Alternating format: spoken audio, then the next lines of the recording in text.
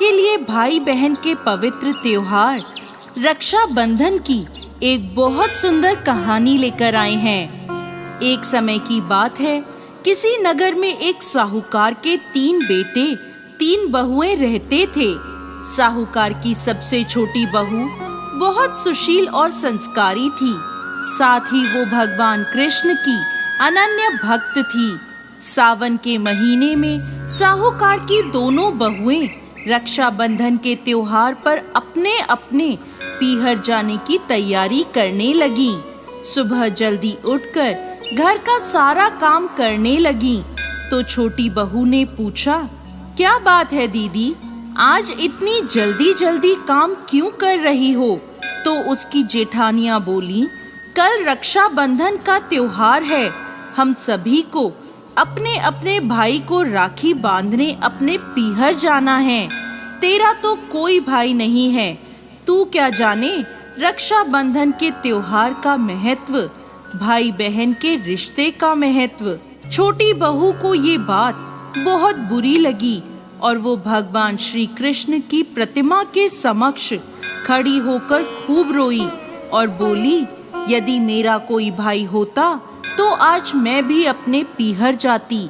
अगले दिन रक्षाबंधन का त्योहार था। सुबह सुबह उसके घर उसके दूर के रिश्ते का एक भाई आया और आकर साहूकार से बोला, ये मेरी बहन है, मैं इसके दूर के रिश्ते का भाई हूँ और इसे रक्षाबंधन के त्योहार पर अपने साथ अपने घर ले जाने आया हूँ।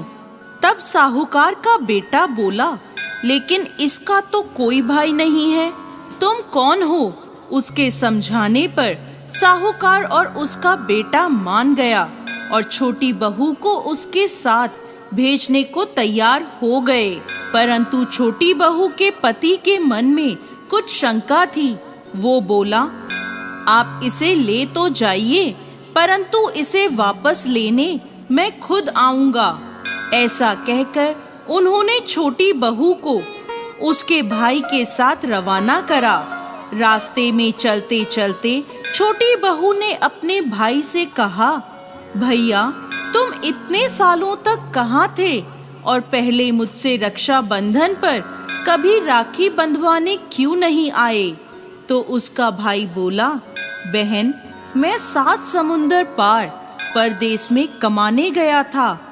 अब वह दोनों अपने घर पहुँचे तो घर में भाभी ने अपनी ननद का स्वागत किया, खूब आव भगत करी। फिर उन्होंने रक्षाबंधन का त्योहार मनाया। ऐसे ही हंसी खुशी समय बीत गया।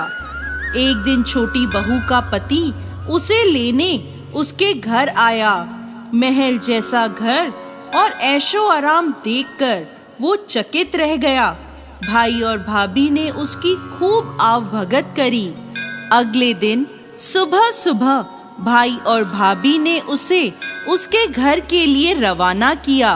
विदा करते समय उसे खूब सोना चांदी हीरे जवाहरात आदि दिए। थोड़ी दूर जाने पर छोटी बहू का पति बोला, अरे मैं गलती से अपना कुर्ता वहीं भूल आया हूँ। तब वह बोली, कोई बात नहीं, आपका कुर्ता तो पुराना था, इतनी दूर वापस जाएंगे तो घर पहुँचते पहुँचते अंधेरा हो जाएगा।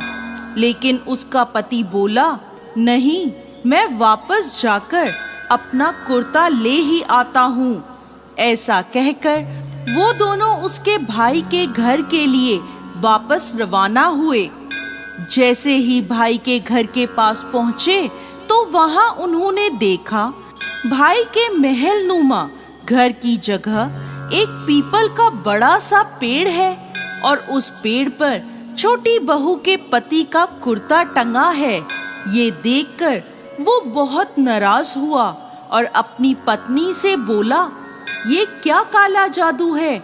कौन था वो जो तेरा भाई बनकर तुझे यहाँ लेकर आया था? मुझे तो शुरू से ही शक था, इसीलिए मैं तुझे लेने आया था। बता कौन था वो? ऐसा कहकर वो छोटी बहू को मारने लगा। इतने में तेज प्रकाश के साथ भगवान श्री कृष्ण वहां स्वयं प्रकट हुए और बोले, मत मारो इसे, ये मेरी बहन है। हर साल रक्षाबंधन के त्योहार पर ये मुझे राखी बांधती आई है और अब मैंने इसका भाई होने का फर्ज निभाया है। इसे मैंने अपनी बहन माना है। छोटी बहू और उसका पति हाथ जोड़कर श्री कृष्ण के चरणों में गिर गए। तो दोस्तों, कैसी लगी आपको आज की हमारी ये कहानी? हमें कमेंट बॉक्स में लिखकर जरूर भेजिएगा और साथ ही साथ हमारे इस चैनल को सब्सक्राइब करना ना भूलें। जय श्री कृष्ण।